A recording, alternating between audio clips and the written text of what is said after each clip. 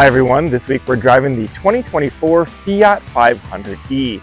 It's been 5 years since this car has been on the market, but it is back in the US and it is all electric, so let's hop inside and take a closer look. Assembled in Italy, the new 500e is the first all-electric model from parent company Stellantis to make its way to North America. This 4-seat, 2-door hatchback is available in 3 models, known as the Fiat 500e Red, 500e inspired by beauty, and 500e inspired by music. It embodies the original 500's overall silhouette and style cues, with modern flair. It has larger dimensions and a solid stance with minimal overhangs to maximize interior space. New front and rear LED lighting, a new front grille, and E-latch aero door handles all give it a more sophisticated look. It has a defined character line that wraps around the top of the car, extending from the seam in the front hood. Around back, square LED taillights are pushed to the fenders, while a tall hatch slopes down with the spoiler on top. It also comes standard with 17-inch diamond-cut alloy wheels that suit the overall style nicely and fill the wheel openings. Its small stature makes this a fun car to toss around with 117 horsepower and 162 pound-feet of torque. Overall, the power is on the lower side, but the electrification is enough to make it feel zippy and faster than it is. It'll get from 0 to 60 miles per hour in around 8.5 seconds. It is very nimble around corners and easy to navigate tight streets. It has a firmer ride and more direct steering. These are both features that made the Fiat a standout at the Midwest Automotive Media Association's autocross track. Road noise is kept out for a comfortable, quiet ride. Being that it is small and light, it does feel a little more uncontrolled at higher speeds on the highway though. When fully charged, Fiat estimates the 500e will get 149 miles of driving range. I maxed out around 130 miles of driving range during my time with it. It is among the lowest ranges available in the electric vehicle segment, one that is sure to cause some range anxiety on any longer trips outside of city limits. It's powered by a 42 kilowatt-hour high-voltage lithium-ion battery system. It is also equipped with an 85 kilowatt fast charger system in which 5 minutes of charge time translates to a range of up to 31 miles.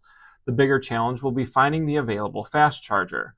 Estimated charge time from 0 to 80% is approximately 35 minutes with a DC fast charge. Estimated time from 0 to 100% is around 6 hours with a level 2 charging station.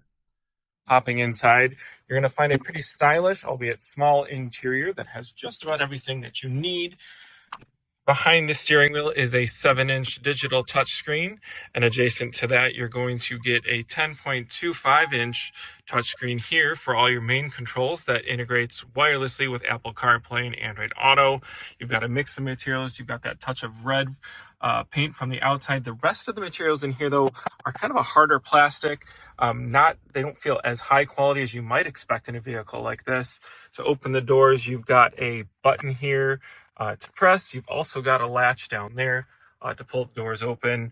They put climate controls here with a nice charging tray, the little city skyline within there. You've got your controls for choosing your gears. There is one cup holder in here that folds out. Functions okay, however, not ideal with some of these bigger cups like a Stanley or Yeti. It pulls the rubber piece out every time you go to pull it out. And there is a little bit of storage here for some other things like your keys or wallet if you want to stick it in there. There is a USB-A and a USB-C charger. You've got your drive mode selects here along with volumes and your parking brake.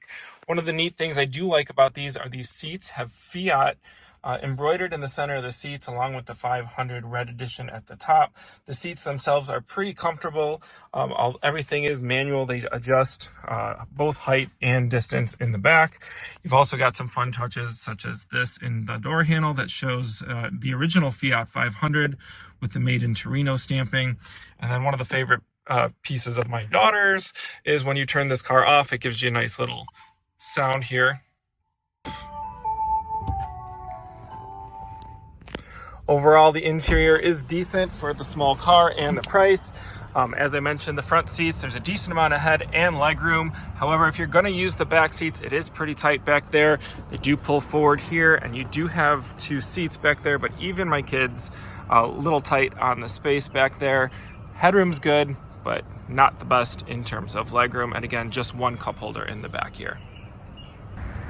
Cargo room is minimal, but it is fairly capable for a small car. There's some space back here, and both seats do fold down, although you got to make sure the front seats are up in order to take full advantage of the folding seats. Overall, I like the Fiat 500e for what it is. It's a great urban commuter type of vehicle that has some charismatic style that stands out.